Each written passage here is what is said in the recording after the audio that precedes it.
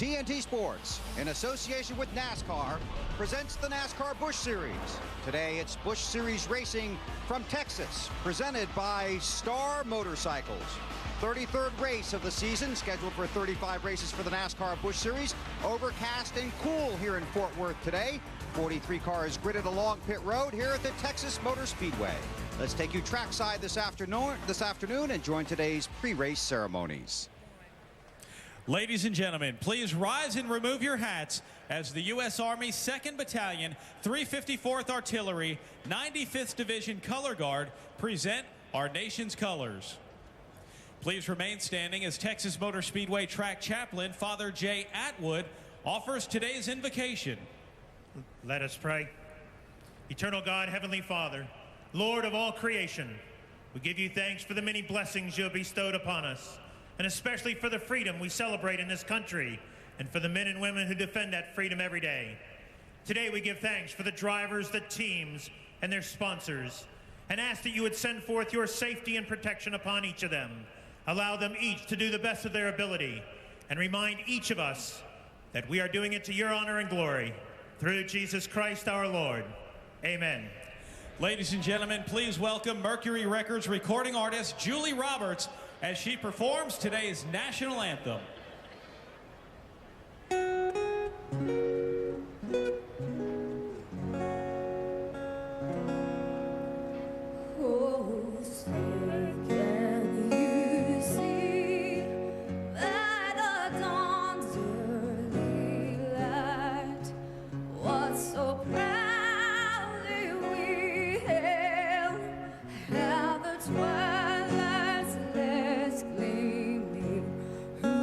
Stripes and bright stars through the perilous fight.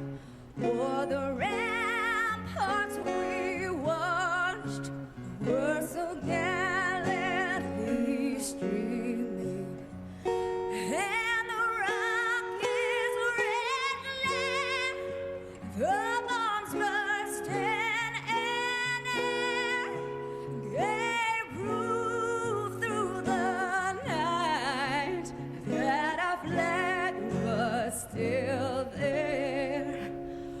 Oh, say does that star-spangled banner yet wave o'er the land of the free and the home of the brave.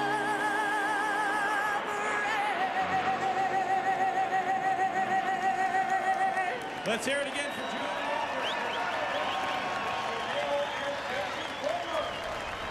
Getting set to go here at the Texas Motor Speedway in Fort Worth. Hi, everybody. Bill Weber along with Wally Dollaback and Kyle Petty. Thanks for having us in for the race. Our buddy Benny Parsons will be with us tomorrow when the chase for the Nextel Cup Championship continues. Last week, Atlanta. This week, Texas. Tracks that look alike but are not alike. Yeah, they really are. For now, anyway. This place is really tight. I was out in my Wally's World car this morning. The groove is very low. There's not a lot of room up on top of the racetrack. So everybody's trying to get their cars right down on the bottom. That's where you're going to pass cars. So it's going to be fast. I think the groove will move up eventually, especially for the Cup race tomorrow. But when it's that tight, that's where you have a lot of issues. You're going to have a lot of contact today because there isn't much racing room yet. A number of guys doing the double, the Busch race and the Nextel Cup race, including some of the chasers for the Nextel Cup. Kenseth, Harvick, Burton, this big for them today? Huge for them today. I'm one that always says it's never big. It's never good to run the race on Saturday. And a lot of people say that's what you want to do. But here it's going to be huge because I think the big thing is that the racetrack today is a lot faster this race than it was the first race for whatever reason. Whether they've got combine workout, whether they got their tires set, their tire temperature or pressures worked out, no matter what it is, it's a lot faster. So I think it's going to be big for these guys. One of these guys that are in the race today could make a big step tomorrow in the chase. See how it all plays out this afternoon under cloudy skies at the Texas Motor Speedway. We'll take you downstairs and get the command when we continue on TNT.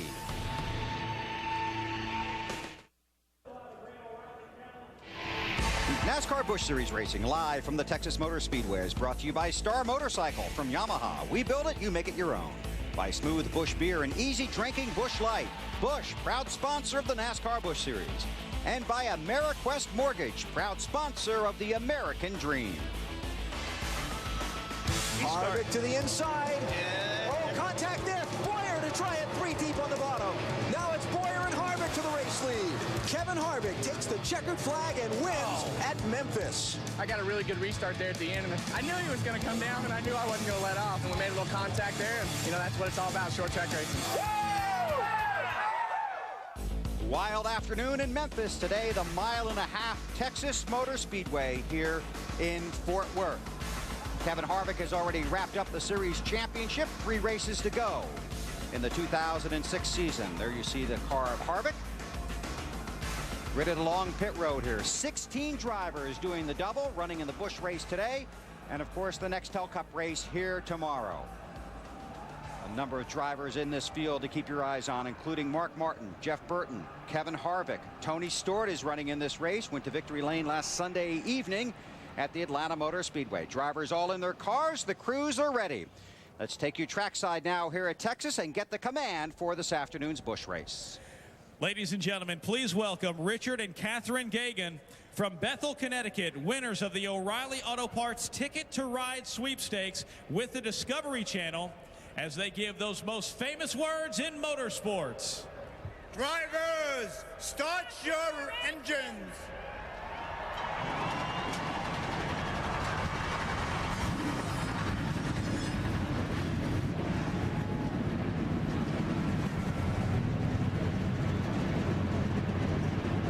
And 43 cars roar to life along pit road here at Texas. When we come back, we'll take you down to pit road, get the stories, have the starting grid, and we'll wave the green flag here on TNT.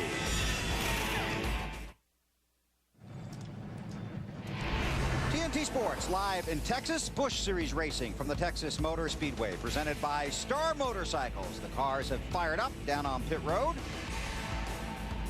and they'll start to roll off. Take a look at the championship standings, and there you can see 2006 champion Kevin Harvick is already clinched and continues to compete. What did you say he should do at Memphis? I thought Kevin Harvick should take the rest of the year off. Every racetrack that we run, I think he needs to buy 2 tickets in the grandstands. One for him, one for the trophy. And we'll just go to him every now and then to just see how the champion's doing for 2006. He's got the championship wrapped up with a lot of battling for position there in the top 10. Here's the starting grid for today's race for the NASCAR Busch Series. Mark Martin on the pole next to Kyle Busch. And you'll see chasers throughout this field.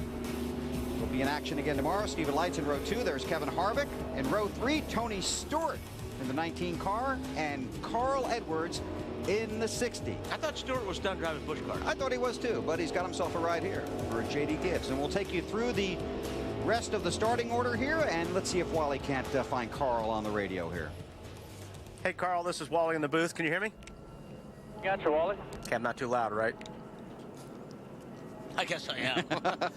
All right, so it seems like you got to keep these cars right down on the white line around this place. A little bit different than Atlanta. How's your car set up? This AmeriQuest Fusion's pretty good, Wally. I mean, it's a little different here than Atlanta or somewhere else because of transitions. I mean, right where we're at right now, it goes from real flat to real banked. And yesterday we were real good in the center, but not so good in the transition. So hopefully we can keep it right on the white line and be real fast. Now, I'm sure you would just love to stink up the show because it seems like you've had a few of them in the bag and have been run into quite a few times this year. What's your plan for today?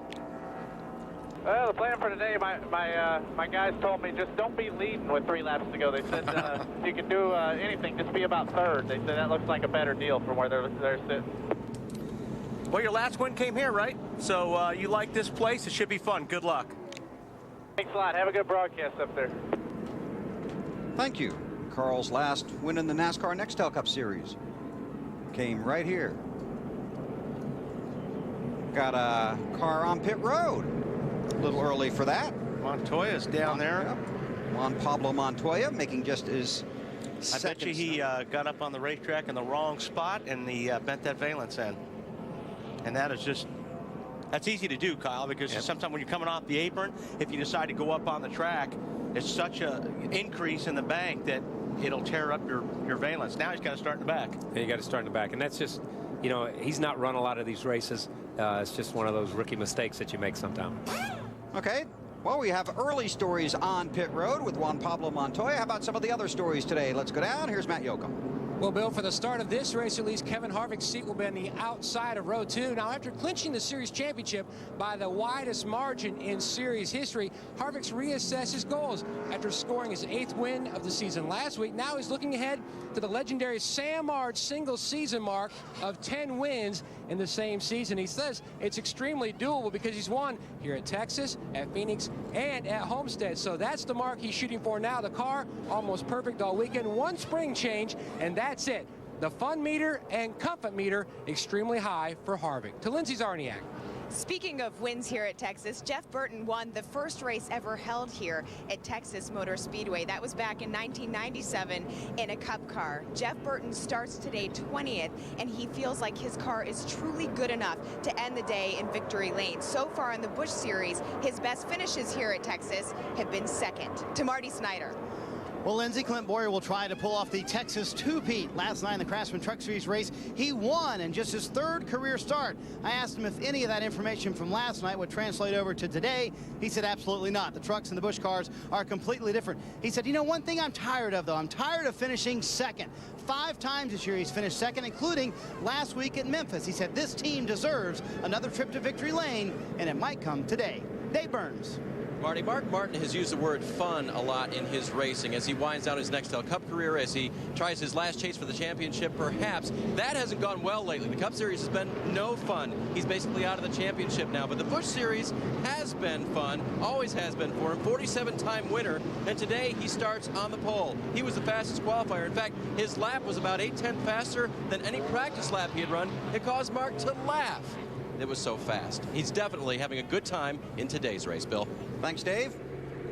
You guys have a good race down there this afternoon. 3 wins for Mark in the Busch Series here at Texas. 4 winners are in the field. Kevin Harvick, Matt Kenseth, Casey Kane, along with Mark Martin. The transition here is a little tricky as you go around this track as compared to the Atlanta, like you were talking about. Yeah, I don't know, Kyle. You know, these tracks look very similar, but they definitely drive differently, and it just seems like you've got to be on the bottom of this racetrack for a really fast lap. Yeah, for whatever reason, Atlanta, you can go in the middle, you can go in at the top and cut back across the racetrack, or go from the bottom to the top. For whatever reason here, and you know, a lot of drivers complained about this place when they first started, that the transitions were too erratic, and Eddie Gossage and the guys at Texas Motor Speedway come in, reground the racetrack, repaved it, did a great job, and brought it in, but it's still just... You look at it, you look at the blueprints, you look at the topos, you look at everything, but it's still a totally different racetrack. And the challenge is getting off the backstretch into 3 and into 1. You just can't go in, you just can't, you need to be in the right place on the racetrack to make everything work for you on the exit. It's a funny thing. How you enter these corners dictates how you exit these corners, and it's not like that at Atlanta or some of the other places we run. See how it all plays out. 43 cars ready to take the green flag here at the Texas Motor Speedway. Mark Martin and Kyle Busch bring them to the starting line. The green flag is in the air.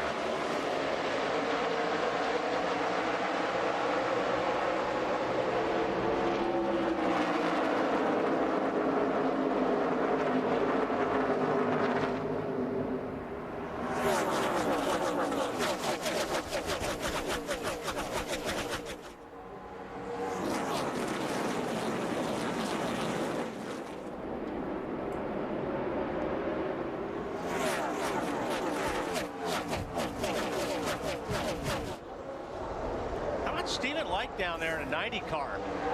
Trying to take second spot away from Kyle Busch. But if there's anybody that likes running on the high side, it's Kyle Busch. So he's going to hammer it for the first 4 or 5 laps to see if it's going to work. It's Tony Stewart in the 19 inside of Kyle.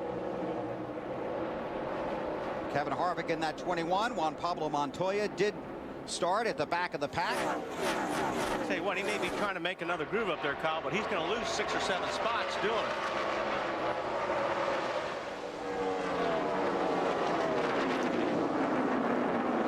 We talked about this place not being like Atlanta, but it is like Atlanta in the sense that it's a momentum racetrack.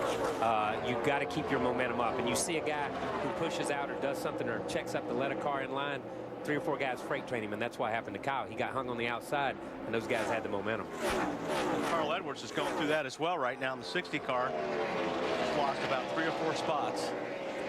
Stewart trying to take second away from Steven Light. Gets it.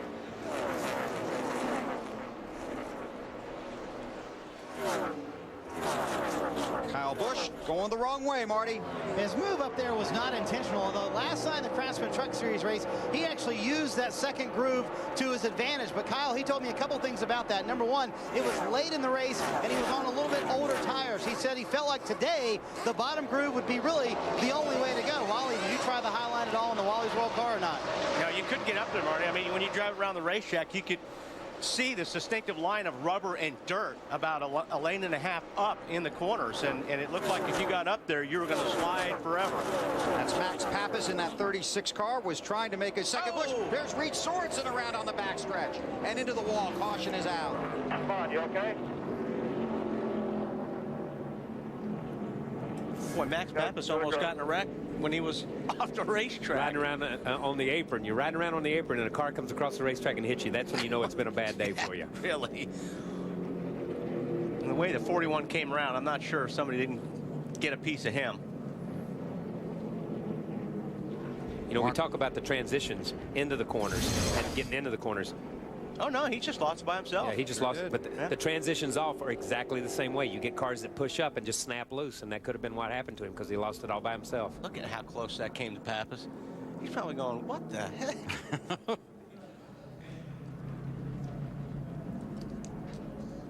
Now let's see if we can find out what happened to Pappas in the 36 car. Contact with Augie Vidovich. And that's exactly what Wally was talking about. Those guys are going to try to get to the inside of the racetrack, and there was Pappas trying to cut that off and get to the bottom of the racetrack, and Augie was there. He's got a flat left rear tire on that 36 car. He is the lucky dog. Mark Martin is the race leader. Then it's Tony Stewart, Stephen Light, Kevin Harvick, and Kyle Busch. Early caution at Texas. 7 laps complete here at the Texas Motor Speedway for the NASCAR Busch Series under a caution after Reed Sorensen went around on the backstretch and into the inside wall. Mark Martin is the race leader. That's Tony Stewart behind him in the 19 car. Stephen Light, Kevin Harvick, Kyle Busch. Then it's Paul Menard, Matt Kenseth, Ron Hornaday, John Andretti, and Clint Bowyer, the top 10. 300 miles today for the Busch Series. 200 laps here at the Texas Motor Speedway. Carl Edwards was in the top 10. He came down pit road.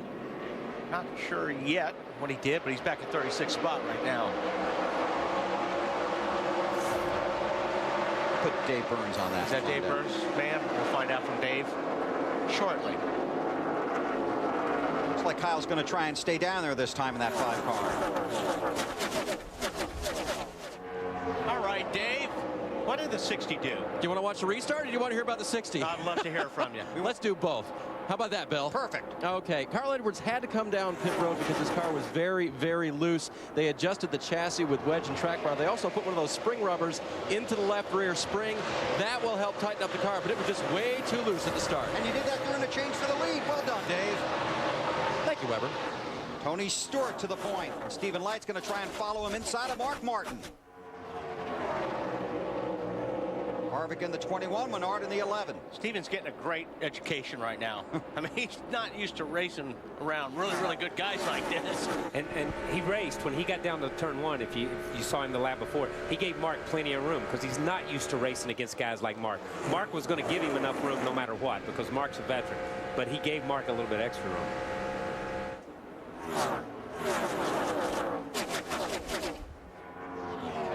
Kyle Busch in 3rd, then Harvick falls in line. Busch in 4th, rather, than Harvick, then Menard. Watch how this unfolds, and let's check with Marty Snyder. And Bill, Reed Sorensen came to the garage, was very interested in his right rear tire. Did you have a flat?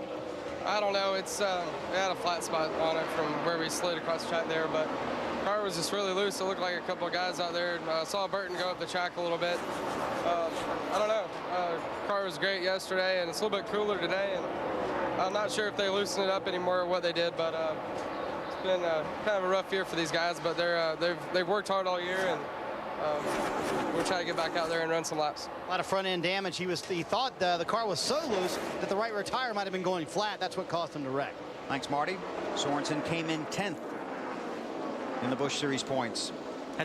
That's what we want to think, right? Yeah, exactly. You know, that's what we want to think. When you're a driver, Yeah. you want to hope that something broke or went flat. Yeah, please tell me you took 2% of wedge out of this thing last night. That's why it's this loose.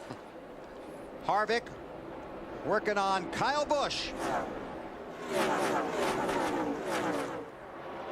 Side by side across the line, then Busch edges forward. Stewart continues to run out front. Let's get an update from Matt. He said after final practice that the car had unbelievable horsepower and unbelievable grip, and Tony Stewart is showing just that right now as he is just pulling away from this field. He says the car just has a very nice solid feel to it. Now back in the spring, although he's never won a NASCAR event here in Texas, he did take home the Crown Royal IROC victory, so he'd like to add another win here at Texas in 2006 and looking very strong early, Dave. And behind this battle, Matt, the 11 car of Paul Menard running. He restarted in the 6th position, trying to make his way forward. He's been very quiet on the radio. He's one of those drivers that talks only if there's something really good or something really bad going on with his race car. Right now, it's really good. Thanks, Dave.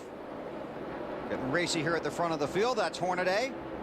Working on the back of Menard. That car looks pretty good right now. Ron Hornaday's car in a 33 car looks pretty strong. In the 7th spot right now.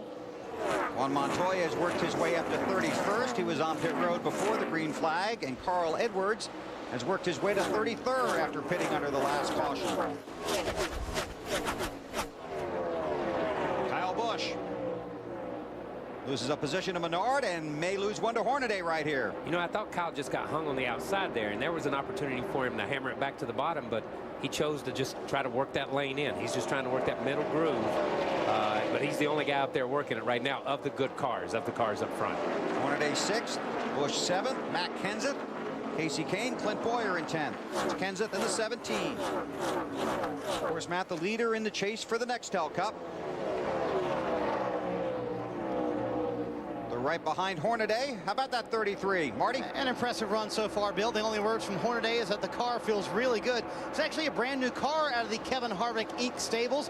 The car was slated for Kevin to drive at Charlotte, but during the week of that race, he made a last-second change. Said, no, I want to take that old car I've had so much fun with, the car that ran so well for me earlier in the year. Well, that car, because he clinched the Busch Series championship, is now retired. So they had to bring out this brand new car, and obviously the new car out of the stable is awfully good as well. And the owner's making some progress too, isn't he, Bill? Yeah, all over the bumper of Menard there. Bumpy racetrack.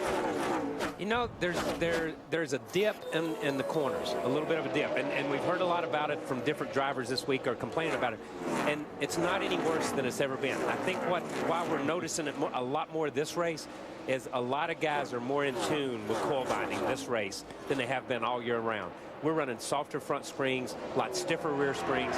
They've really mastered the coil bind, and when you master that, then every little bump, every little gravel, every little everything on the racetrack shows up. So I think the complaints are not, they shouldn't be against the racetrack because I don't think it's got anything to do with the racetrack. I just think that the guys in the garage area have worked so hard, they've got it figured out, and it's just a rougher racetrack because of it. Yeah, so you guys just have to suck it up and go. You just have, it's kind of like we used to do at Talladega when everybody run on bump stops and you just run.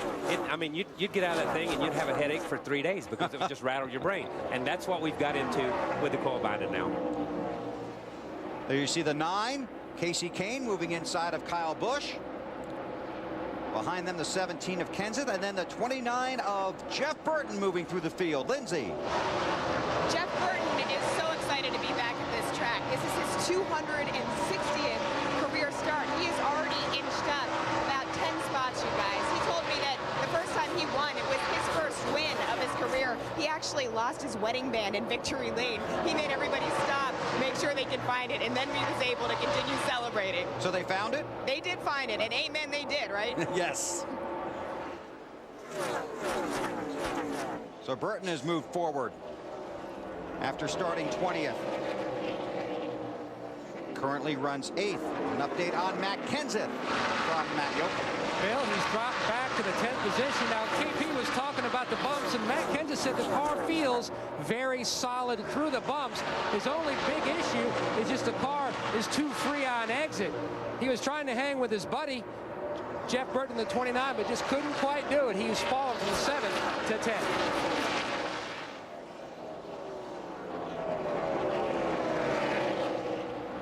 There's Tony Stewart out front here after 22 laps here at the Texas Motor Speedway. NASCAR Busch Series Racing, presented by Star Motorcycle, live on TNT. Tony Stewart continues to lead here at the Texas Motor Speedway. 27 laps are complete. Leads by 1.3 seconds over Paul Menard. Then it's Stephen Light, Mark Martin, and Kevin Harvick, the top 5. Stephen Light having a good run, but had some debris on his grill just a few moments ago. Yeah, you see that big, it's actually a windshield tear off on the grill. He got behind the 11 car hoping it would blow it off, and that's exactly what it did. Got off of turn 2, and it just cleaned the grill for you. Marty? He actually let Paul Menard to make go to make that happen, Wally. And the water temperature got up to 290. You saw how big that piece of plastic was on the front grille of the 90 car. They asked him, did you notice any difference after the paper or plastic got off of it? He said, yeah, the front nose is not stuck like it used to be. With that big of a piece of plastic on there, it's going to make that front nose stick, but it's going to hurt the water temperature. Thanks, Marty. Good run so far for young Stephen Light. Learning by doing. Caution is out. This is for debris, we believe, on the front stretch. Caution number 2 this afternoon. Stewart, Menard, Light, Mark Martin, Kevin Harvick, the top 5. There's Tony. Got the win. Climbed the fence at Atlanta last Sunday night. Juan Montoya has worked his way up to the 30th spot. And Carl Edwards has worked his way up to the 28th spot. Tony's going to have some fun with the pace car here. And I imagine we'll see some visitors to pit road under this caution. Augie Vidovich in the 4 car is the lucky dog. Will come around, be the 37th car on the lead lap. Pit road speed 45 miles per hour. The pace car speed 55 miles per hour this afternoon. And as we've talked about throughout the season, you can't make a mistake on pit road, and your driver can't get caught speeding. Pit road is open, and Tony's going to lead them all down. Busy place, Matt. Busy indeed, Bill. Now he's looking for the number 19 pit board sign. Stewart has most of his Nextel Cup crew members going to work on this 19 car. Says the car is just a tick tight, centered to exit. Greg Zipadelli is Nextel Cup crew chief, calling for a small air pressure change. Marty? Matt, Stephen Light, the rookie, is on the bottom of your screen in that 90 car. He said his biggest issue is he's lacking forward grip off of the corners. 1 round down on the track bar and 4 tires. Dave?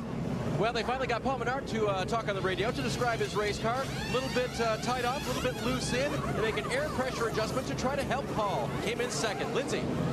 Dave, Jeff Burton is still just left pit road. He came in, he was finally talking on the radio saying the car was loose, but he was having a lot of problems turning coming out of the corners. Hopefully they made a chassis adjustment that will make a difference as he moved to the 6th position.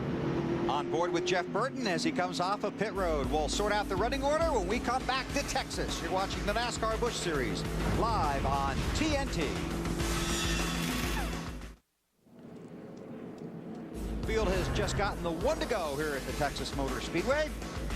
Come around, get the green flag next time by. Enter the BK Race to the Glory fantasy game. You could win a trip for 2 to the Atlanta race next spring. The game is free to play. Go to NASCAR.com and register.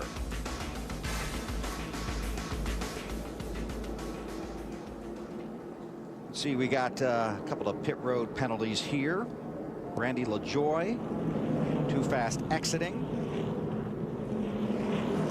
Scott Wimmer, non-compliant fueling. So they'll restart at the tail end of the longest line, and it's a very long line because we've got 37 cars on the lead lap. Non-compliant fueling, what is that? That probably means the catch can man did not remain in contact with the catch can. That's all I need to know, man. In case it happens to me someday. Yes. Those are big words, though. I was going to say, that's a very nice way of putting it. Yeah. Fancy, huh? That was very fancy. See, Clint Boyer went in 10th, and he came out 16th. Top 5 are Tony Stewart, Paul Menard, Kevin Harvick, Mark Martin, Stephen Light lost a couple of spots. Jeff Burton, Casey Kane, Matt Kenseth, Ron Hornaday, Greg Biffle, the top 10. Denny Hamlin's in 11th. Stewart takes her to the green flag.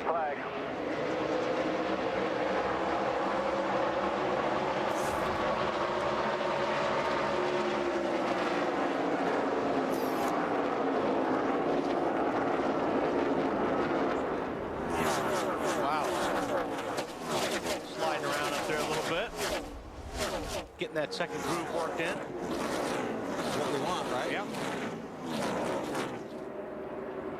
Stewart, Menard, Harvick, the top three.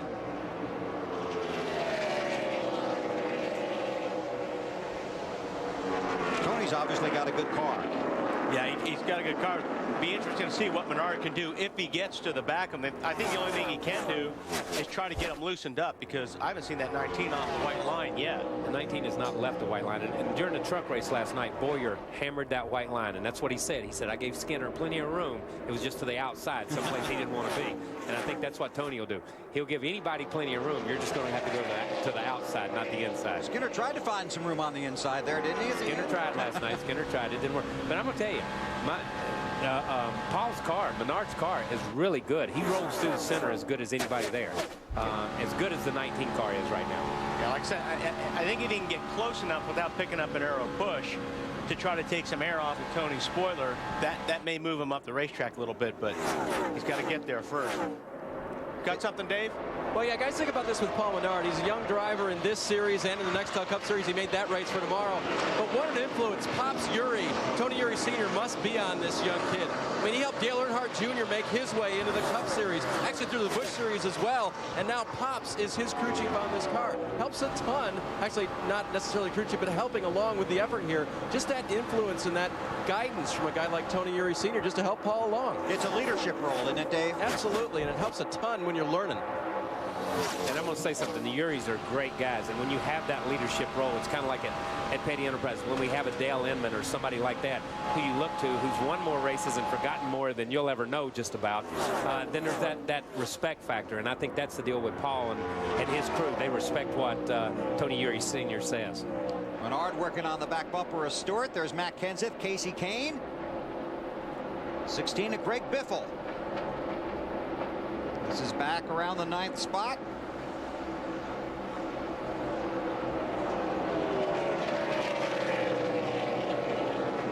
It's like a lot of times you'll see these cars, they'll like come in and they'll get there, but they don't want to go to the high side. No. So they'll let off. And then they lose double up off because, like I said, it's a momentum track, but they do not want to go to the high side. And we saw Montoya is off the pace. Had an issue earlier before the green flag came out. Now slowing on the track. Bring it to me for right side tires and pull the fenders out. Right side tires and pull your fenders out. Looks like he's going to probably get a little bit high and just hammer the wall. And earlier we saw that Kyle Busch also brushed the wall here at Texas. Not that hard, though. That's right.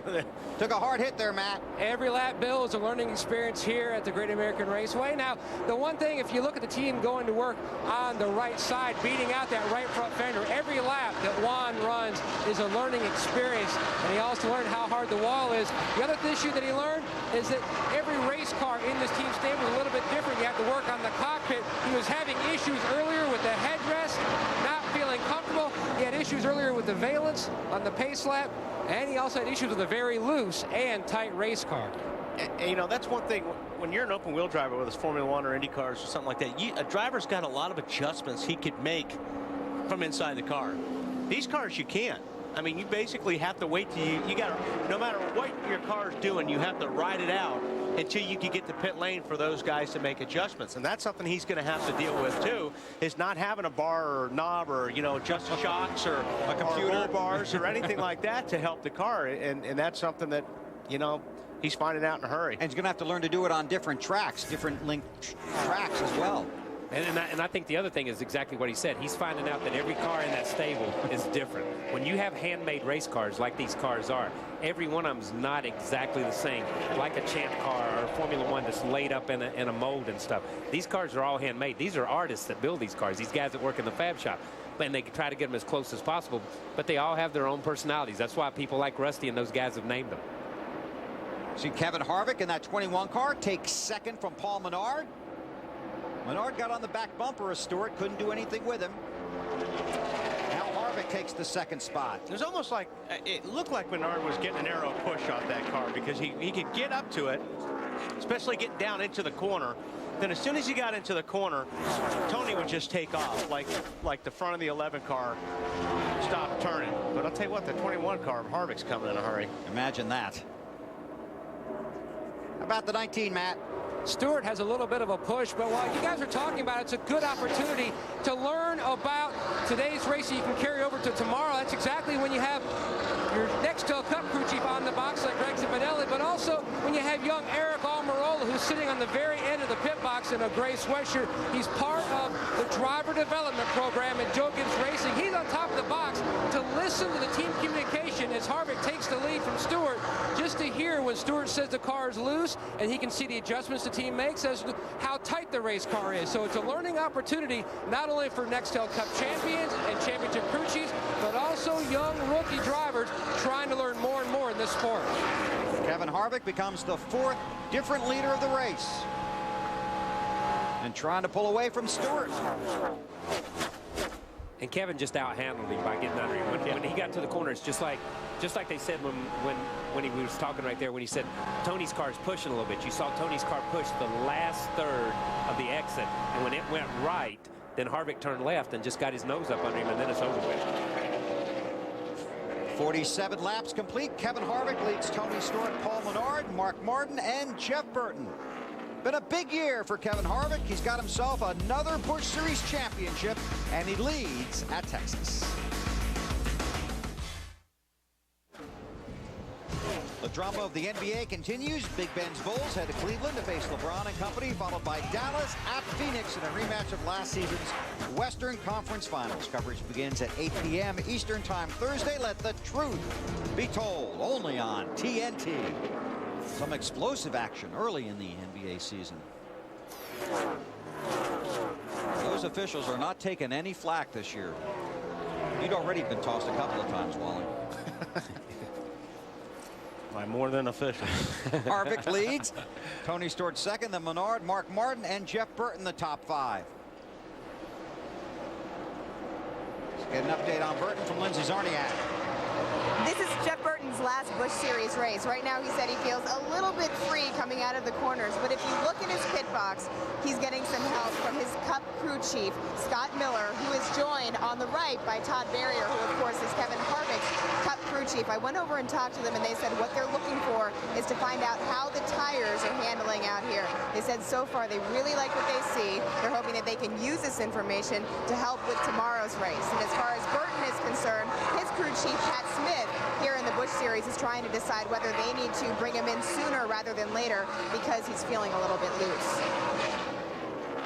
Thanks, Lindsey. Burton, of course, had a tough day last Sunday in the Nextel Cup Series at Atlanta.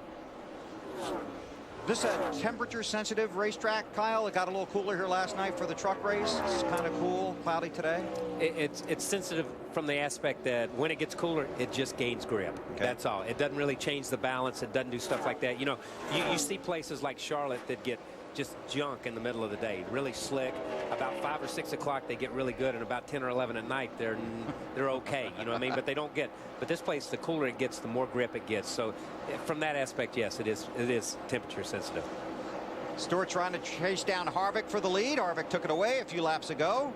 A lot of lap traffic out there. That's Reed Sorensen, who's come back out on the track. He's currently scored 43rd. 46 laps down. 38's off the pace. Matt?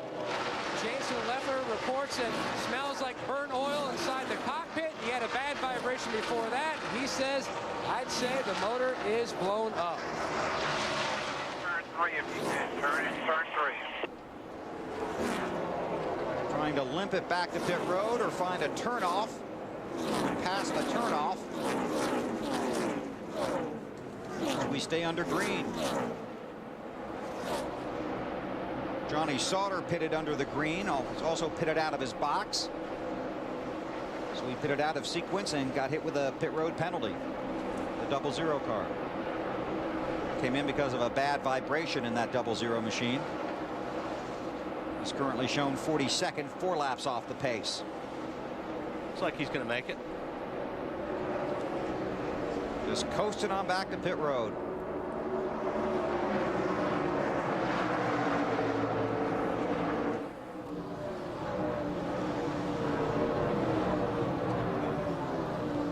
Harvick continues to lead. Stewart trying to rope him in, working their way through the lap traffic here at Texas with 31 cars on the lead lap.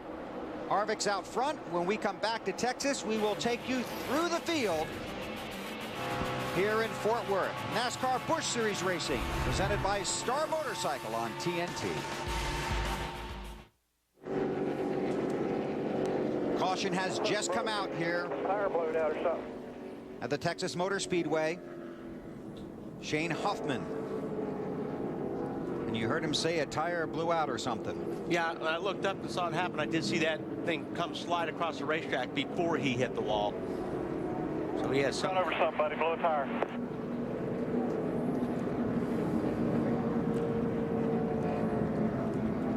Kevin Harvick is the race leader. Then it's Tony Stewart, Paul Menard, Mark Martin, and Jeff Burton. Stacy Compton is the lucky dog. Here's the first look. See that thing? It was off to the right. You can see the rubber was laying.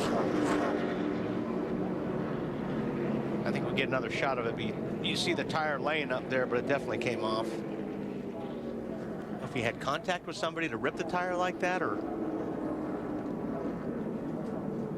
That's well into it. You can see the damage from the hard hit and what's left of that tire on the right rear. Because usually when they come apart like that, it's when you've rubbed up against somebody and it slices the side of the tire. A radio almost comes apart like a recap. It's like you just throw the tread off the tire. So like you say, it's almost like after you've got into somebody and it's kind of cut the sidewall, it just lets it run itself off the rim.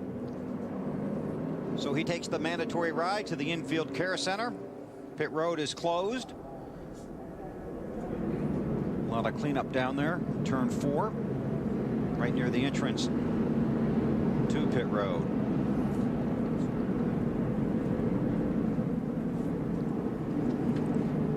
And Huffman's car just sits there, waiting for the tow back to the garage.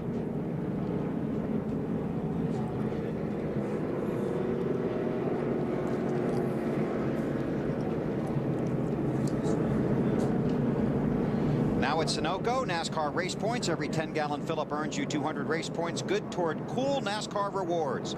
During the chase for the Cup, every race point you earn is a chance to win the chase for the race points sweepstakes.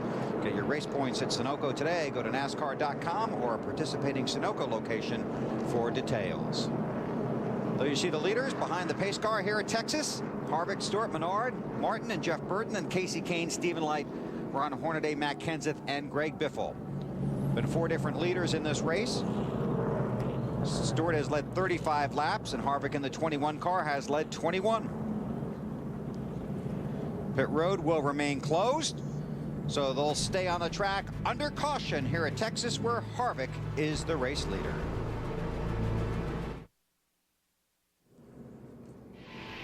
NASCAR Busch Series Racing live from the Texas Motor Speedway, brought to you by Sirius Satellite Radio, the best radio on radio. By Miller Lite, for great taste, there's no debate. Miller Lite, always a good call. And by Energizer, keep going. Still working caution here at the Texas Motor Speedway. Pit road remains closed, so the cars stay out on the track under the yellow flag after Shane Huffman crashed in turn 4.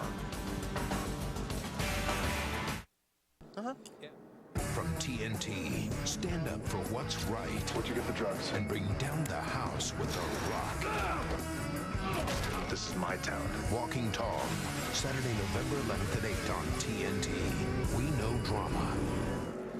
Still under caution here at the Texas Motor Speedway. Kevin Harvick is the race leader. They've completed the cleanup in turn 4 after the crash by Shane Huffman. And pit road will be open. And it could be a very busy place. We'll see how this all works out. 69 laps are complete. This is a 200-lap race, 300 miles on this 1.5-mile track. And this could put these guys in a situation where maybe one more stop would get them to the end. We'll see how that works out. Harvick down along the line. That's Stewart, the Menard. Mark Martin and Jeff Burton, the top 5. They ease off of turn 4. Here they come, Matt. Bill, it's going to be a battle of two Nextel Cup Series crew chiefs between Stewart's team and Kevin Harvick. Harvick says the car is about 90% there. Need a small air pressure change to tweak it even further. Lindsay? Jeff Burton is really glad to get this chance to fix his car up a little bit. You see him there at the bottom of the screen. He had just come over the radio and said, I feel really, really loose. What they'll do is make a wedge adjustment, give him 4 new tires, and they hope that this is the change that makes the difference. Dave? Paul Menard said his car is better than the last run. Little loose in and center, little off the corner as well. They will make a wedge adjustment in the right rear, as well as an air pressure adjustment. Marty? Dave, Stephen Light has kept his car in the top 10 all day long. He was loose on the run before this one. On this run, though, he was a little too tight. Half pound out of both left side tires trying to fix that condition. And you saw the NASCAR official working with Menard's crew there. Yeah. Looked like he had a lug nut that was loose, had to come back and lost about 5 or 6 seconds. Sort out the running order when we come back to Texas. Can't make mistakes on pit road. Paul Menard came in 3rd under this caution. You watch the right front. Watch when he puts the other wheel on and he pulls away. You'll see he tries to hand tighten one, then the lug nut actually falls in the wheel. See, it just fell down right there. The official saw that. It's like, guys, you're going to have to come back and put this lug nut back on. So he's going to come back across. All you got to do is put it on hand tight, which we really like. Yeah. As drivers. As a driver, you love to know he just screwed all those on with his hand. But that's the rule. He's got 5 on there, and those 4, they hammer them so tight with those with the air guns. They're 4 is plenty. So do you ever wonder if the other ones are tight when that happens? You know what? I don't know if you really think about it. You don't even want to think about it. You trust those guys. When you come in for a pit stop, you trust those guys that they're doing the right thing, and you don't even second guess them. How about it, Dave? And guys, you as a driver can hear crew chief Tony Uri Sr. talk to front tire changer Marty Udy and say, are the other 4 tight? And get the head nod, which is yes. Thank you, Dave. Lights out on the pace car. Field coming to get the green. It's Kevin Harvick, the race leader. Then Stewart, Mark Martin up to 3rd. Then Jeff Burton and Matt Kenseth in 5th. Ready. Stephen Light, Ron Hornaday, J.J. Yaley, Kyle Busch, and Casey Kane. Green flag. 30 cars on the lead lap.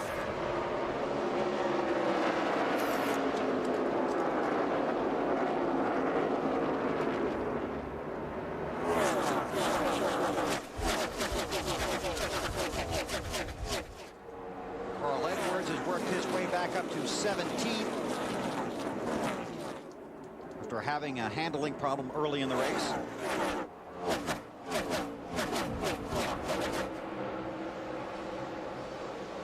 Stewart trying to rope in the leader Harvick, and it's a beehive of activity back here. Yeah, you got guys that are on the lead laps and guys that are lap or more down, and you're just trying to weed through it the best you can. Menard in that 11 car is 11th. Biffle goes down to the bottom. Here comes Clint Boyer in the 2 car, down under the 50 car. It's Danny O'Quinn.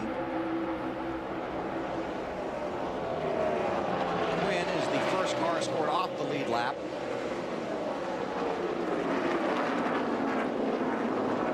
We see how this unfolds on the track. We watch the 11 and check with Marty. Bill Shane Humphrey brought out the most recent caution. What happened? I think must have blew a rear tire or something there. I don't know. This is real unfortunate. I hate it for these guys. They worked hard on this car. It's a brand new car. First time out, super fast right off the truck, and we had a decent qualifying effort there, but we was making our way to the front, just being patient. That was the plan, and just unfortunate for the Navy. These guys put a lot of effort into this deal, and want to run good for them. Just maybe one day I'll catch a break on these big tracks. Especially considering they were coming off a top 5 last week at Memphis, out early today here at Texas. Thanks, Marty. Hard hit for Shane Huffman. Hornaday in the 33, Kyle Busch in the 5.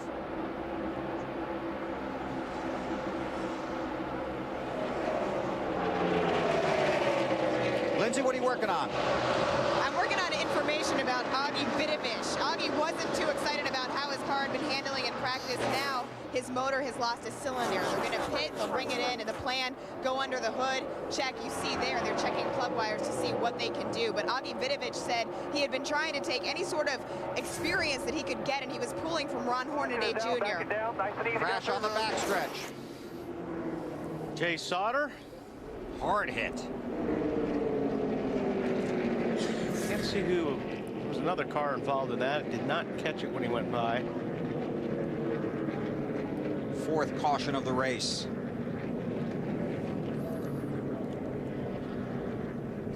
Go back and take a look.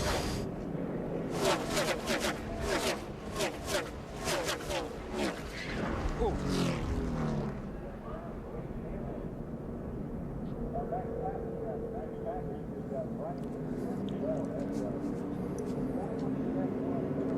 Just, I mean, he just lost the car. Is that Pappas? Max Pappas. Yes. And when it turns back to the right, it hits hard. Yeah. Even though it's moving, it hits hard head on. He has made it back to pit road, but you can see the heavy damage. Yeah, he's done.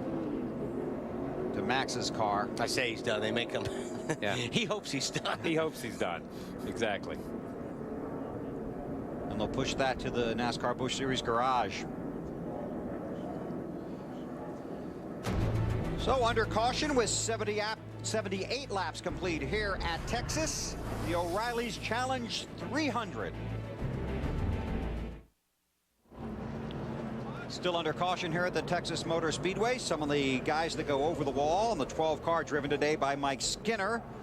And last time they were on pit road, a little bit of an adventure. The tire got away, but watch this behind the rear wheel. The Jackman's not really paying attention. He just drops the car on the guy. He just drops the car on the guy, wrinkles the quarter panel, and the guy just crawls out from under it, runs around to the other side, changes the left rear like he's got good sense. I don't know what the problem is, but that's incredibly dangerous right there.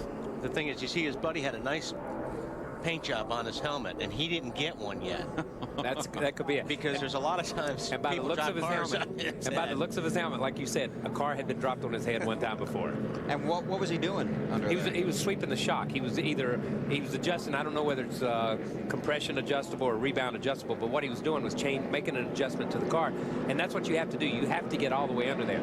On the Cup Series, when you see things like that happen, they'll do a jack stand under the car in case the jack breaks, because you don't want a car to fall on somebody, and that's what should have been done right there.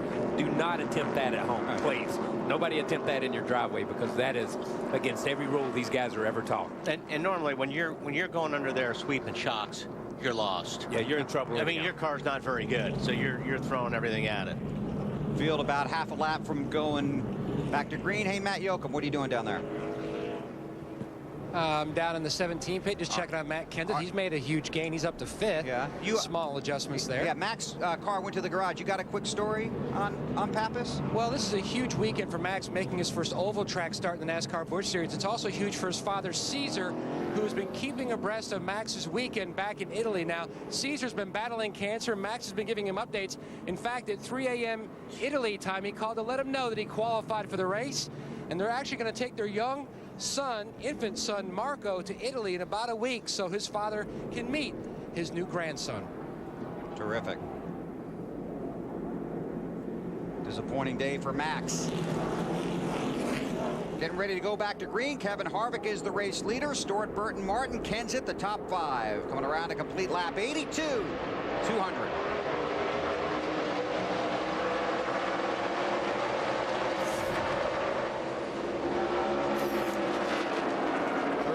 On the lead lap.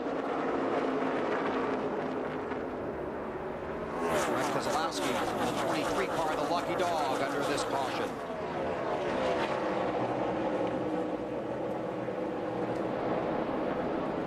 There's Juan Pablo Montoya in that 42 car. He's several laps down.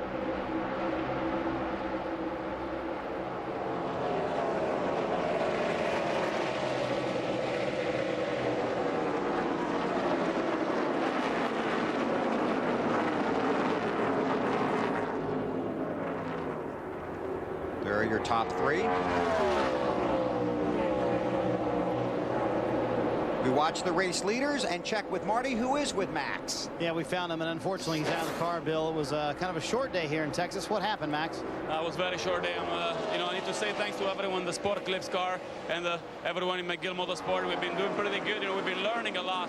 Unfortunately, I went out of 2, and the car span was all smoke. I couldn't see anything, and they tried to guide me down, but I just couldn't see anything. So I'm a bit of a disappointment day because I wanted to finish the race, and quite sad.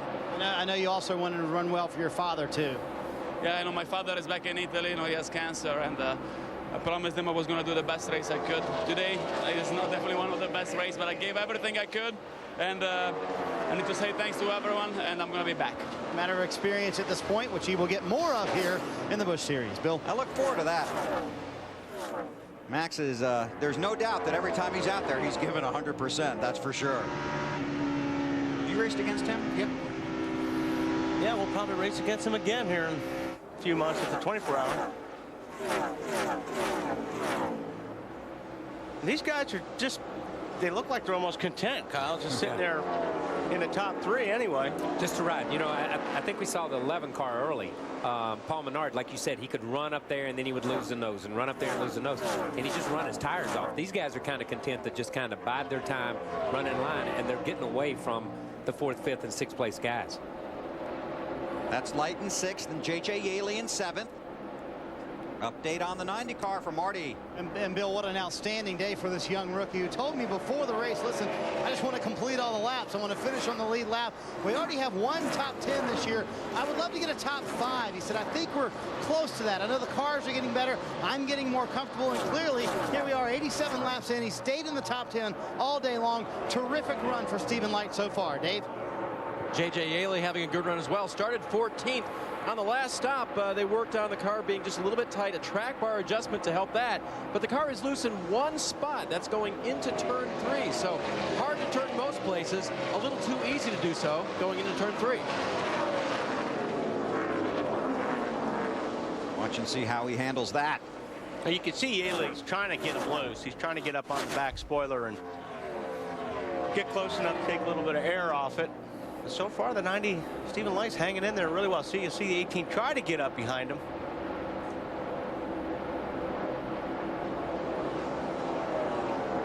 Works on it. Yeah. Stephen's just getting off the corner really good right now. It'd be important for Stephen Light to finish on the lead lap, get all those laps in here today. Well, it would. I mean, you got to remember, these guys are, you know, they're rookies and they're still trying to make, you know, prove their point that they should be here as we see Yaley go down underneath. And, you know, championship may be done here, but there's a lot of guys that are still racing for jobs and their future. But for a guy like Stephen Light, especially today where his car is really good, he can go home and say, I raced with Mark Martin and Tony Stewart. I was not in the race with him. I raced with him. And that's a big step confidence-wise when you go home in the afternoon. And he kind of let the 18 go there because he was working on him, so he was a little bit faster, didn't want to get in trouble. Now follow him, maybe learn a little bit and stay out of trouble. No, he's running a smart race right now. I mean, he knows he's got a good top 10 car. There was nobody right behind them pressuring those guys, so he figured, you know, why race him and lose a bunch of time. So right now, he's just running a smart race. A little while ago, Lindsey Zorniak told us about the story of the Ford car of Augie Vidovich. He's been black flagged for leaking a fluid, which they believe might be oil on the racetrack, and he's returned to his pit stall. Yaley runs in the 6th spot. Then it's Harvick, Stewart, Burton, Mark Martin, Matt Kenseth are the top 5. Approaching the halfway mark here in the O'Reilly Challenge 300 at the Texas Motor Speedway in Fort Worth. Stay under green here at Texas. Matt Kenseth is on pit road. Matt? Bill, he was running in the 5th position 2 laps ago, came on the radio and said, Jimmy, to his crew chief Jimmy Finnick, I have a vibration, I have a loose wheel, and then it got worse and worse. He finally said, I am coming. They just now pitted, took on 4 fresh tires. He also said, you need to tighten me up a little bit more for entry. Dave? And Matt, Paul Menard radio in. Tony, I've got a vibration. It's getting worse. Same exact thing. We're looking at the tires coming off the car. The right front doesn't look like it's got a whole lot wrong with it. That was the place they had the problem. And it doesn't look like they've got the holes rounded out in that tire. But Paul definitely had something he had to come on pit road for. 2 right sides and gone. Okay, Dave, keep an eye on that. Let us know if you find out anything. So Kenseth, the Menard, making unscheduled stops just shy of the halfway mark here at Texas. Something interesting there. I'm just going to throw this in. You see the 17 car left pit road behind the 11, but he's in front of him on the racetrack, and that's just experience on how to leave pit road. Once you get on the flat down there, Kenseth knew how to make time around that end of the racetrack, and he's 10 or 15 car lengths ahead of Menard. Menard, being a rookie, kind of eases around the corner. not really sure of how far he can press his car. And there's a lot to coming in and exiting the pits. And Kenseth is one of the best out there. I mean, I watch from up here all the time, and Matt makes a lot of time getting in to pit lane, and once he gets off of pit lane. Okay, here's what you're talking about, Kyle. Take a look. Yeah, the 17's already rolling at this point in time. But you see that the 11 pulls out and takes his place in line. And here they are. And at places like this, because the groove is on the white line, we have to exit below the white line on the apron of the racetrack. You can go up onto the racetrack once you get around to turn 2. And once we get around to turn 2, the 17 car, he's already in 4th, and he's headed to turn 3 by then. Yeah, he had a head of steam when he got to turn 2, and that's where he passed the 11 car. And it looks like Menard is coming back down pit road. Slowing, coming off of turn 4, and he is headed for pit road again. So he's definitely had issues. Dave? And Paul radioed back. That wasn't it. I still have the vibration. So they'll come down pit road now and change 2 left side tires. That'll make all 4. We'll take a look at those when they come off too and give you an update when we have it, Bill. Well, if they pull these wheels off and it doesn't look like they're loose, they need to look at something else, because if the wheels were loose, you can obviously see that in the wheel holes. And there's something else. Okay, we go back to these 2 cars, the 11 and the 17. Both of them have issues with vibrations. The 17 comes in, changes 4. He makes sure he takes the wheels out of the equation, or the tires out of the equation. The 11 car, wanting to press it a little bit more, only changes 2, and now he double loses or double penalized because he has to come back down twice. Menard 6th in the championship standings, had his first top 10 finish here, 7th in the spring race. There's Harvick, the race leader, by 9/10 of a second over Tony Stewart. Then it's Jeff Burton, Mark Martin, and J.J. Yaley has made his way to the 5th spot. Harvick out front again. It's been a familiar sight this season in the Busch Series. Still under green, the 16 car of Greg Biffle making an unscheduled stop. Marty Snyder. Yeah, Bill, all of a sudden we have a rash of flat tires. Biffle stayed out there for quite a while on the left front that you can clearly see. That is almost all the way gone. Eddie Pardue, the crew chief, said, come down pit road, let's just change left side tires, trying not to lose too much time. They kept him out there as long as they could, knowing they would have to pit under green flag to change that left front tire. Yeah, long way to go still. 94 laps in this race. Dave Burns has been following up on the Paul Menard situation. There you see the race leader Kevin Harvick. Then Tony Stewart, Jeff Burton, Mark Martin, and J.J. Yaley, the top 5. How about it, Dave? And on Paul Menard's car, it was one of the left side tires, the left front. But the issue with the lug holes, it was so slight that the radio traffic back to Paul from crew chief Tony Uri was they were almost perfect. But drivers, it doesn't take much to make these things vibrate if they're just a little bit out of line. No, it doesn't take much. If it's a little bit loose, or you throw a wheel weight, you can throw a wheel weight. When you're talking about these speeds that these guys are running, it doesn't take much to get the whole suspension or I guess the whole platform out of balance just a tough, and you feel it through that seat, you feel it through that steering wheel. Okay, well, Kenseth was running 5th, Menard was 11th, and Biffle was 12th. They're now deep in the running order. Harvick's out front. Let's take you through the field, starting with Matt Yoakum. And Bill, the 21 of Kevin Harvick out front again. He's opened up almost a full second lead over the 19 of Tony Stewart. Harvick hasn't said a whole lot on the radio, which always means good things for the 2-time NASCAR Busch Series champion. Meanwhile, the 19 of Tony Stewart thought they were making an air pressure change that would help keep them going in the forward direction, but just like the previous long green flag run, he has settled into about that second difference between himself and the leader, running about a 10th slower than Harvick. Lindsay? Matt, Jeff Burton is right behind Stewart, currently running 3rd. He said that on that last stop, they made a good adjustment. He was happy, but thinks they might have overdone it a little bit because now he's worried that his machine might be a little bit too tight. But Burton told me before this race, halfway through, expect the top group to come in. If that happens, these guys might be able to take advantage. Dave?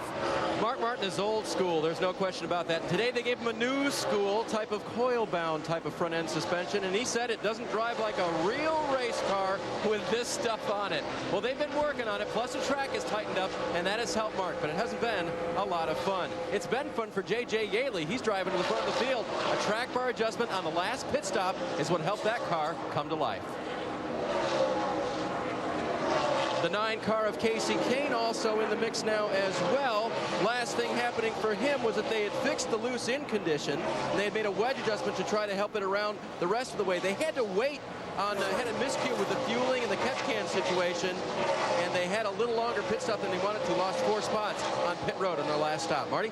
Dave, how about this run for 19-year-old Stephen Light, making just his 18th career Busch Series start. He has kept the car in the top 10 all day long. So it's a little too snug coming off the corner. This car also took him to his career best finish, 10th at Kentucky. The way this is going, he'll break that record today. Behind him on the racetrack, Ron Hornaday, who's having a spectacular run in his own right. On the first run, he was a little too tight. The run before this one, a little too loose. And on this run, he says, we may have hit it. The car feels just right. They finally found the balance they are looking for. For Clint Boyer, he's a little worried about the engine earlier on. He said the engine will not run like I would like it to. On the run before this, he said I could not possibly be looser. We need to tighten this race car up. They did that with air pressure and also wedge adjustment. Matt?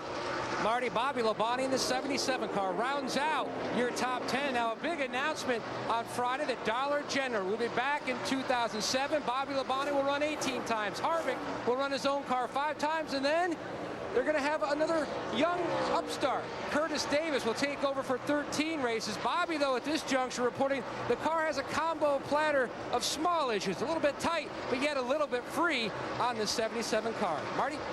Matt talked to Chad Walters, the crew chief for Kyle Busch, and he said, I have no idea what's going on. Kyle seems to be committed to running that second groove just a little bit up. They're a little bit too tight. He said, there's no doubt this is the worst we've been all weekend, but we didn't change the car. I have no idea what's going on with it, and everything they've done to loosen it up has not worked. Denny Hamlin is back there with the exact opposite condition. His car extremely loose, meaning the back end wants to kick around. Here in April, Hamlin led 31 laps, finished 10th. Right now, Hamlin in the 12th position. Dave? Todd Cleaver running right behind him in 13th. Marty doing a pretty good job today. Started the race 26th. The last time he came down pit road, his car wouldn't turn well. Said it needed some side bite. They made a wedge adjustment as well as gave him 4 tires.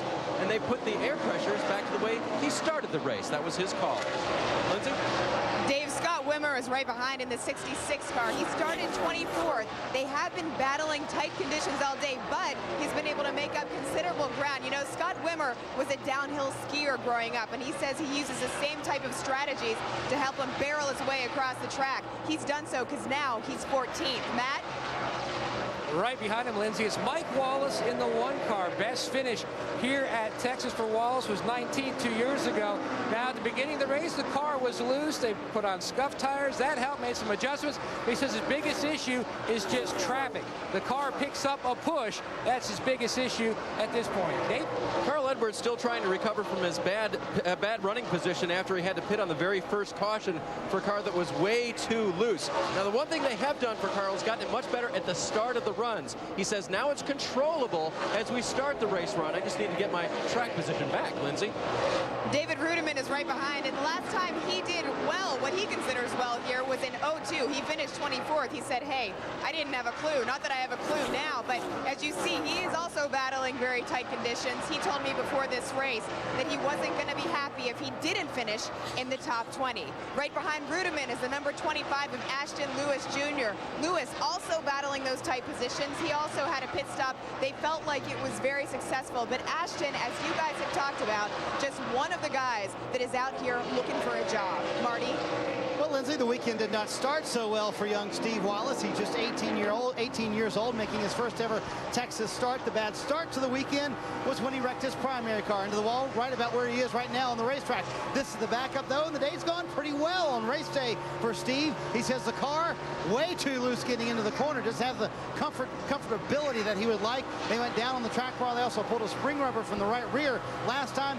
That still hasn't fixed that loose condition. Lindsay? Kenny Wallace is feeling very comfortable with his position right now. He started 25th, moved up to 20. Kenny Wallace has never finished out of the top 10 in series points. Right now, he is dangling at 11th. He's not happy to be there. I talked to his crew chief this morning who said it's a personal fire that Kenny wants to put out. He's got to do that with the top 10 finish today. He's got his work cut out for that. Lindsay runs in the 20th spot. 24 cars currently scored on the lead lap. Kevin Harvick in his 5 previous races here, 2 wins. His worst finish is 9th. He won here in 2001 when he won the championship and won last November.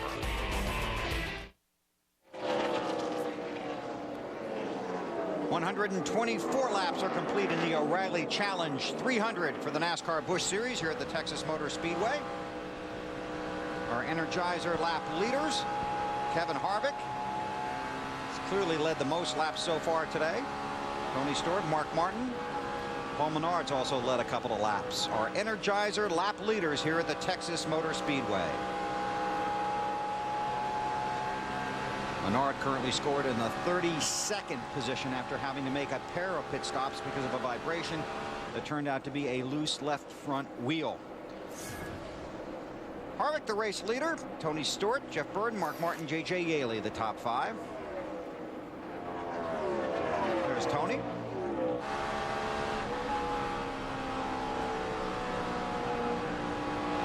On board with Stewart. Take a lap around here, the Texas Motor Speedway, coming to the start-finish line right about now. He's trying to get Casey Atwood there on the outside. Rolls out of the throttle. He'll let it roll for a while. Then he'll start picking up the gas right here. You see him get back out of it. So when he got back on the gas, he felt something he didn't like, whether it got a little bit loose or a little bit tight there. You see these two dark places in the middle of the corner, or down in turns 1, right there it is there. You see how the car bounces. Those are the dips that people are talking about. And you see Tony, when he goes into turn 1 here, he almost doesn't pick the throttle up full bore until he gets past those bumps, which allows the car to put all the power to the ground.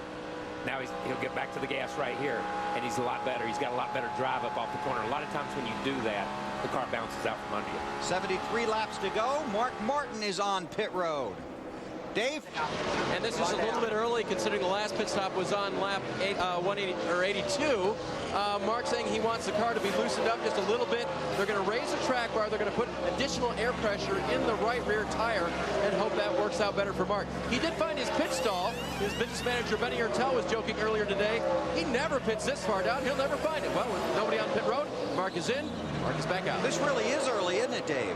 I think so. I mean, most guys can run about 60 laps. You'd figure they could go to about lap 142 plus with some of the caution laps. Right. Well, actually, we've been green, haven't we? Yes. So about 142 or so. Yeah, but some guys can't even make it further than that 60 lap mark. I agree. I thought it was a bit early, and according to the crew here, he just wanted to come in because the car is what it is. It's not a race winner in Mark's mind, so they're not going to push it a lot when it comes to running it far on a fuel load or a tire wear issue. And Mark's already had a tough day here at the Texas Motor Speedway. Lost a car in practice here. So Kevin Harvick is the race leader. Looking at pit stops coming up here at the Texas Motor Speedway on TNT.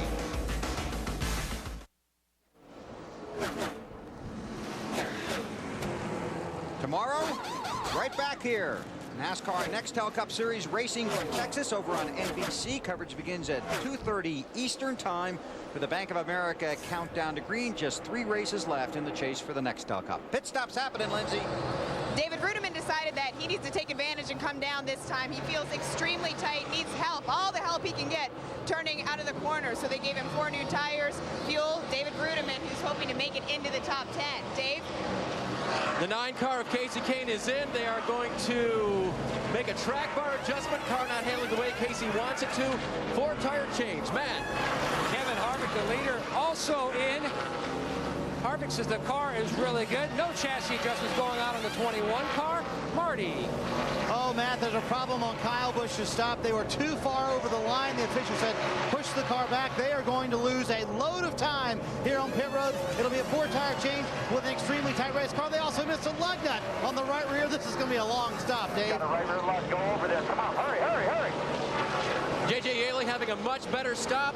He now leaves pit road. 4 tires, no changes for Yaley. He came in running 4. Matt. The guy who was running second earlier, Dave, Tony Stewart, is in. The wedge wrench is in the back window of the race car, making a small 3/4 turn adjustment. He says when the car took off, it just didn't have that uneasy feeling like it had earlier, which was great. The car, the back, just feels so into the racetrack. They feel pretty confident about this final run to the finish. Lindsay? Jeff Burton is getting ready ready to pull into his pit box. Jeff Burton has all the confidence of everybody on his crew, obviously, because they said, all we need to know is Jeff Burton says that we just need to pit. Done deal, bring him on in. He said that he's furiously tight. We told you before they had made that adjustment.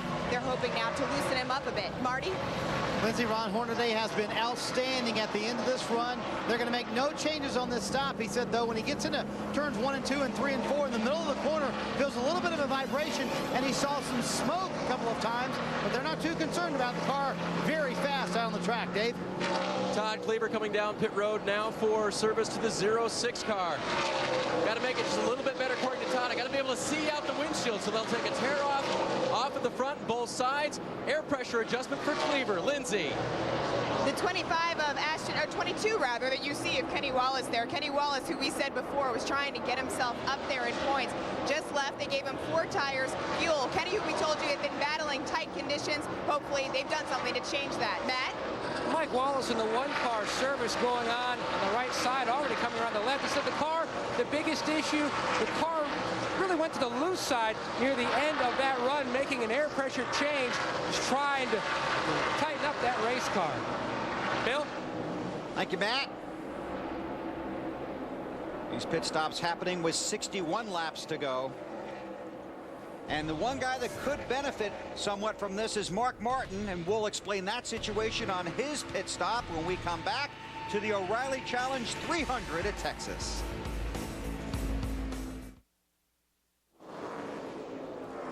.145 laps are complete here at the Texas Motor Speedway. Kevin Harvick is the race leader.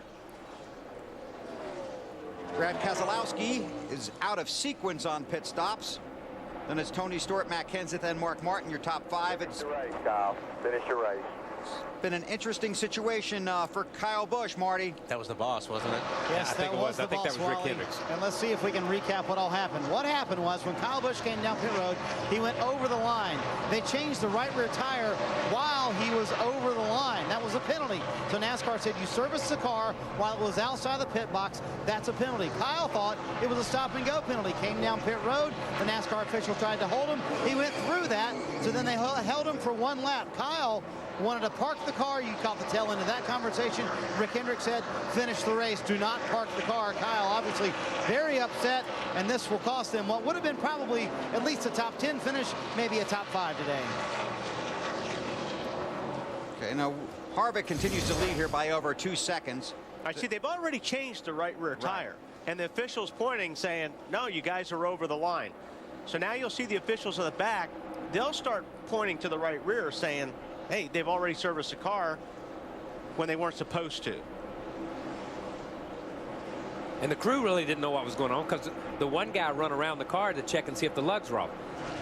And that's where he comes in. He thought it was a stop and go. They actually wanted to hold him for one lap. The crew said they did not understand that communication from NASCAR, and that's obviously being discussed in a very casual conversation at this point. Yeah, the crew chief handled that very, very well. He said, he told Kyle on the radio, that's just miscommunication between NASCAR and us. Just calm down. We'll be all right. We'll get it back in here. Kyle wanted to park the car. And like you said, you heard Rick Hendricks come on and just say, finish the race, Kyle. And believe me, I've heard those exact words from Richard Petty before. Finish the race, Kyle. And did you? Oh, yeah, plenty of times. It's very frustrating, not only for the race team, but for the driver, because you really don't know. You know, we're seeing all this. He doesn't see what just happened. Or hear the conversation. Or hear the conversation. So right now, he's really mad at NASCAR, but he doesn't really know what the story is. Right. And, when you're out there to win races, or you're trying to win races and you're 4 laps down right now, this is no fun. You want to go in and just park it because you're here to win.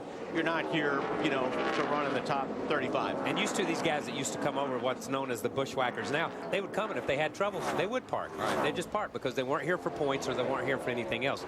Now this series has gotten so competitive, and the money in this series has gotten so good. Companies like Lowe's, you need to be out there. We're talking about him right now. Lowe's is getting tons of exposure right here. Right. You need to be out there to get that sponsorship exposure. And he's 7th in the championship standings in the NASCAR Busch Series. And Mark Martin was one of the first guys on pit road about 8 laps before the rest of the guys came down pit road. This has worked out for him. This staying under green puts him back in sequence, and he is 4th right now, Dave. It works out, Bill, if if he never has to come down pit road again, right? But how can you do that? 73 laps on fuel. Well, they just radioed to Mark. Mark, we don't have to come in again for fuel. Mark's like, we don't have to come in again for fuel? They're like, no, you can make it to the end. We'll see. And that's a lot longer than what they just ran, Dave. It was, but again, you guys have always talked about how you count the race backwards. If you know that 73 laps from the end of the race, you can go to the end on fuel, you might make your final pit stop then, and it might work out for Mark. Now, they're just trying to make him feel good and race hard till the end of the race, and he doesn't make it. There's another scenario. Marty, what's going on in your area? Well, Greg Biffle's back on pit road, Dave. What they think might be a left rear flat this time. Remember, he pitted, what, about 35, 40 laps ago with a left front that was flat. Biffle said, I think I have a left rear going down now. This time they changed 4 tires on the 16 car. Well, we'll see how these stories play in. He's looking for that comfortability. Comfortability. That's it, comfortability. You're not getting much right now.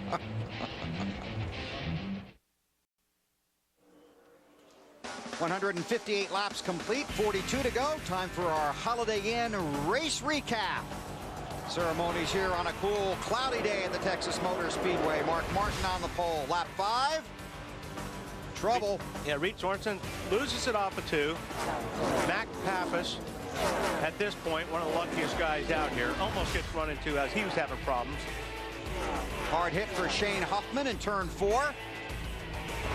Cut a tire before hitting the wall there. Pappas didn't get lucky on this one. No. 0-1. Jay Sauter spins in front of him. Mac Pappas runs into him. He's got no place to go. Our Holiday Inn race recap. Update on Matt Kenseth from Matt Yoakum. Service has already been completed on Kenseth's car. Small chassis adjustments in the car with just a kick on the tight side. Now remember, Kenseth a little off sequence from the other competitors because he had that loose right front wheel earlier. He can go to the end, obviously, from here, but some other guys, there's some question marks, Bill. Yeah, I agree with that, Matt. It's going to be very interesting to see how this plays out at the end if it stays under green, because, for instance, Mark Martin stopped on 128, and some guys stopped as late as 140 and 142.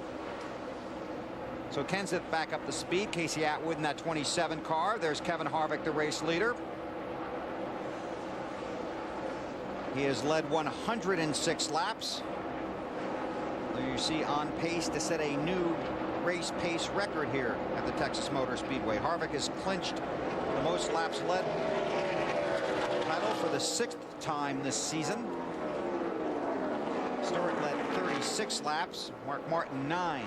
Those among the 7 different race leaders here in Texas this afternoon. It has just been a phenomenal season for Kevin Harvick, both in the Busch Series and, of course, in the NASCAR Nextel Cup Series.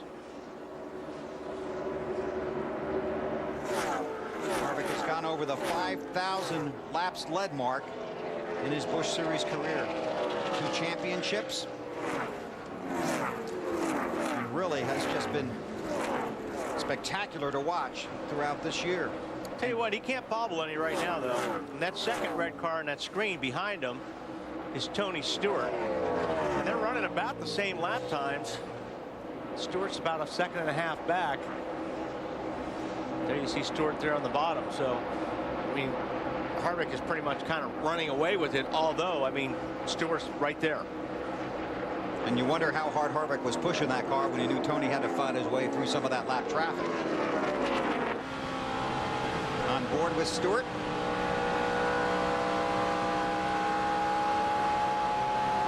Down the back stretch. He's got a 5-second lead on Jeff Burton, who runs 3rd. There's Harvick, the race leader. 36 to go, 35, and we'll do speeds at the line when they get there.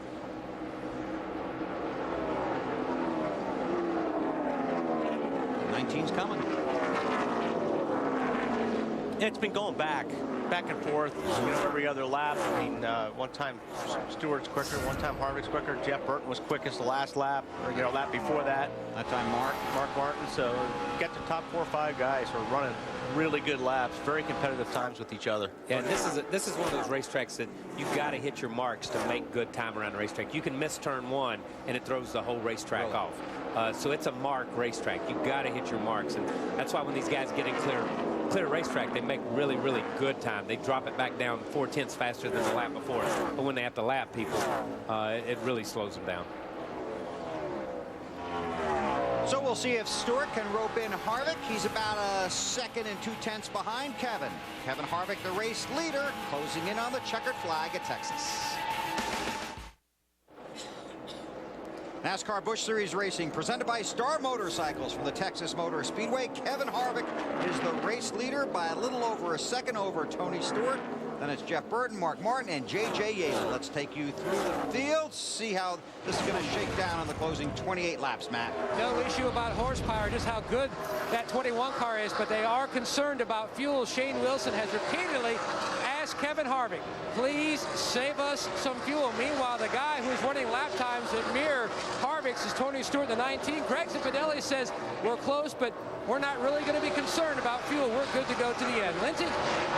I just talked to Jeff Burton's crew chief, Pat Smith, and I said, what do you think? Can you make it on fuel? He looked at me, shook his head, and said, are you kidding? Of course we can. So Jeff Burton right now feels like he's got a great car, but what he said was he's plowing behind traffic. Right now their strategy is just keep on keeping on. Lindsay, I just asked Mark Martin's crew chief, Mike Beam, can a Busch Series car go more than 4.9 miles to the gallon? Because I did the math, and Mike said, I don't think so. I think our scale is all messed up. I think we're going to be 3 laps short. Big disappointment for Mark on a day that he wanted to be fun. As far as the 9 car goes of Casey Kane, they can make it to the end, according to crew chief Trip Bruce. And the 18 car of J.J. Yeley can also make it to the end on fuel and doing very well. Thank you very much. He crashed at the spring race here, so this is a big improvement for J.J.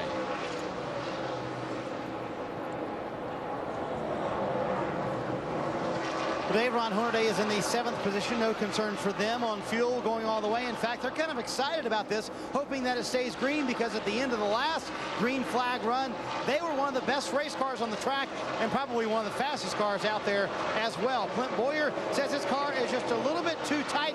He's asking on the radio right now, can we make it? And the team's joking with him, no, we're 5 short. Of course, they can make it all the way as well. No concern for fuel, but his race car is a little too tight. We'll see how that plays out. Carl Edwards runs 9th, and Stephen Light in the 10th spot. And Kevin Harvick out front. 24 laps to go here at Texas. Come back, take you to the checkered flag. You're watching NASCAR live on TNT.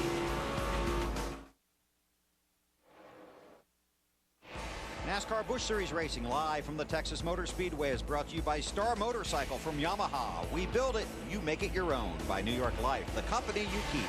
By Propane. Propane is exceptional energy. And by Energizer. Keep going. Fans bundled up here at Texas. They'll be back tomorrow to watch the NASCAR Nextel Cup Series. Race number 8 in the chase for the Nextel Cup. Kevin Harvick is the race leader by 9/10 of a second over Tony Stewart. Harvick already has 8 wins this season, the most in a season since 1984. 10 is the record. 1983, as Matt talked about. Sam Ard.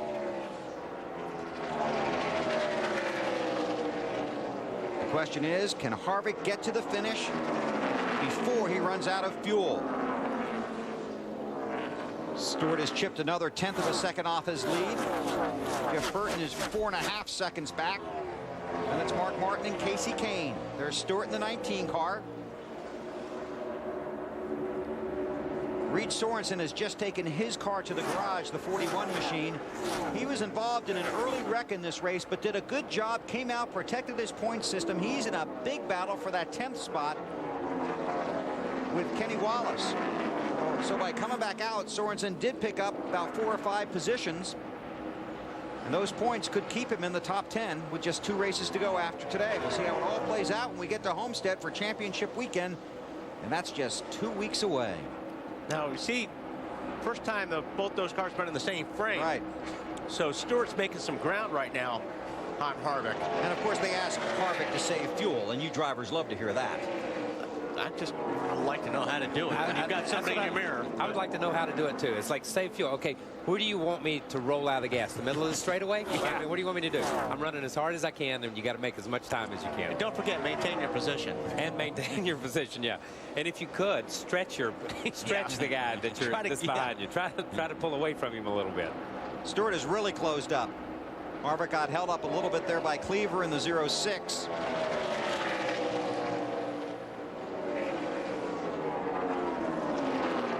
That lap there, Stewart was about a 1/10 of a second quicker. We'll see. It kind of evens out now when Stewart has to go by Cleaver. On board with Tony. Down the backstretch into 3. Hear him roll out of the gas. Here are the speeds at the line this time. Harvick a little quicker. Burton in third was faster than both of them. Update on Harvick from Matt. And Bill, they are very close as far as the fuel mileage calculations go for the 21 of Harvick. They didn't get it quite full of fuel, so they know they are close. Meanwhile, the 19 of Stewart trying to chase him down. His gas man, Jeff Patterson, has his helmet off. He's standing in the pit, so they feel like they are good to go to the distance. Yeah, it's not that big a deal for Tony, though. They got nothing to lose. Not that Harvick does, but because he's already won the championship. Kyle thought he should be sitting in the stands polishing the trophy. That's exactly right. I'm going to tell you, Tony had to work to get around Cleaver right there. It wasn't just catch him and get around him, and he lost some time right there. And Cleaver's in 12th spot. Yeah, Cleaver's racing for position too. This is not just, hey, I'm going to pull over and let you guys go because you're the leaders. There's 12 laps to go. I got to protect my position also. Yeah, so Todd did nothing wrong right there. Todd did nothing wrong. It just took Tony a little bit of time to get around him. And that's why Harvick had a tough time getting around him, because that knocked him off the lead lap. Whoa. Casey Kane, J.J. Yaley. Get a little close there? I thought it was close. To be in the middle of the straightaway, it was incredibly close. Hornaday in the 33. These guys are for position. It's 5th, 6th, and 7th. Kane up the track, where you will find him most places. Hornaday's going to try and make it maybe 3 wide here.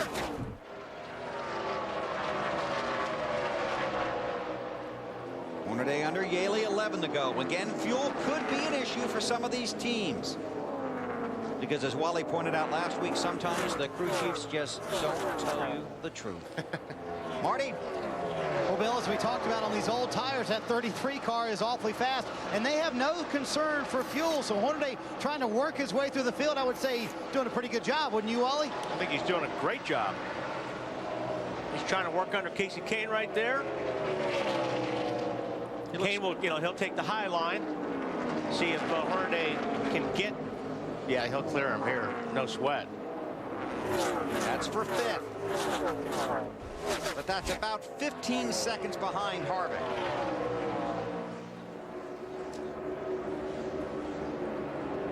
We have seen fuel mileage play into a number of races this season. None more memorable than Tony coasting to the checkers at Kansas in the NXTEL Cup Series for the win.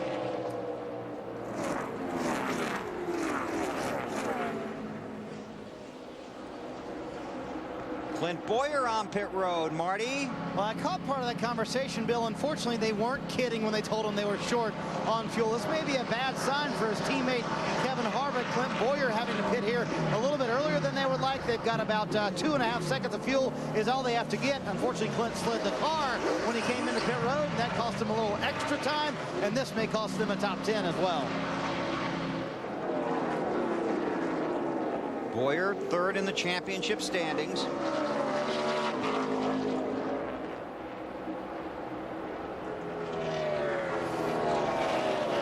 Boyer last pitted on lap 137, and Harvick pitted on lap 136. 7 to go. That's the race leader right there, Kevin Harvick. If Boyer pitted on 137, Mark pitted on 120 something. Right. Mark pitted on lap 128. 128, and he's still out there, right? Right. Yeah. So there's no way they got that car full then. There has to be, or Mark's just getting phenomenal fuel mileage right now.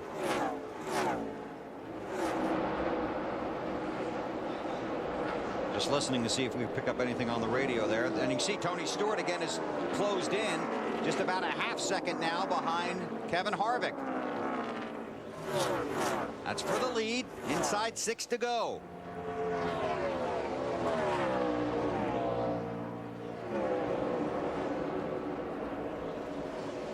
Well, he's got to pass him once he catches him. So far, I haven't seen the 21 off the bottom all day, so it might be very tough to do. We saw last night in the Truck Series race. You can work on your blocking here at Texas. Yeah, you don't have to move very far to block. That's right. 5 to go, Mark. 5. Mark Martin runs in the 4th spot. Jeff Burton is 3rd. On board with Stewart in 2nd, looking at Harvick in 1st. 4 to go when they get to the line this time. Dave Burns. Hey, Bill, they were radioing Mark Martin as to where the car behind him was. That is Casey Kane. No pressure. Mark has been desperately saving fuel, trying to get to the end. Lindsay. Well, just ahead of Martin is Jeff Burton, and I think he's scratching his head a little bit because he just came on the radio to his crew chief and said, I guess I got off of that last pit stop a little bit too slow, because he's trying to figure out how it is that with such a good car, he's now 4 seconds behind Tony Stewart. This is 5th. This has been swapping positions the last few laps. Hornaday in the 33, Kane in the 9. The way Hornaday caught him before, I thought Hornaday was just by him and had drove off and left him. It's hard to believe that they're still racing like this. Casey has jumped back up on the wheel, and he's driving on the high side right now. That's the 5th spot. Hornaday now has it. And Kane falling back a little bit. He might be out of fuel. He is out of gas. Heads for the apron. 3 to go. Got a long way to coast around here at Texas. Yeah, he may as well go right to the hauler. Yeah. Because by the time he gets there and gets fuel, this thing will be over. These last couple of laps may be interesting. That may not be the last guy you see head to the apron in these last couple of laps. Less than 2 to go now for Harvick. Still about 2.5 seconds back. Dave? And that's a surprise on Casey Kane. He stopped on lap 135. That's 7 laps later than Mark Martin stopped. But we've been talking about fueling problems today, and that may be the issue there, that they didn't get it quite full. Something to keep in your mind for tomorrow. White flag, last lap. Leader has the white flag. Harvick, and then Stewart runs 2nd.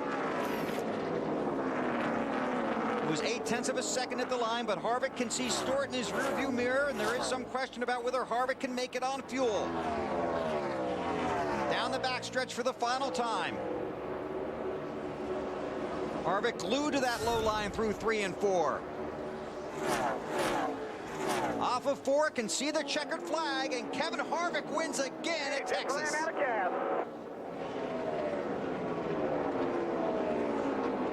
And you heard what he said. Out of gas, boys. Awesome job. That would negate the burnout, I imagine. Well, I tell you, those guys just can't do anything wrong this year. Not this year, man. When earlier in the year we saw him fall back to like 40th in a race and come back and has a top 10 finish out of it. They're just on this year.